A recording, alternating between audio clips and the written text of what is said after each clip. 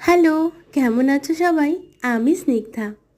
আর কাল থেকে শুনছি জীবন নাকি অনিশ্চিত। তো চলো না, এই অনিশ্চিত জীবনে একদিন না হয় একটু ইলিশ মাছ খেয়েই কাটাই। খুব প্রিয় মাছ বলতে আমার সব মাছই, বাট ইলিশ মাছ আমাকে একটু বেশিই ভালোবাসে। তাই একটার থেকে দুটো খেতে অসুবিধে নেই। আজকে বানিয়েছিলাম ইলিশ মাছের সর্ষে পোস্ত দিয়ে একটা ঝাল। খেতে বেশ হয়েছিল। আর ভীষণ তো বাইরে গরম, তাই একটু আলাদাভাবেই করেছি। ইলিশ মাছ নাকি অনেকেই আছে যারা ভেজে খায় না, আমি কিন্তু তাদের দলে পড়ি না।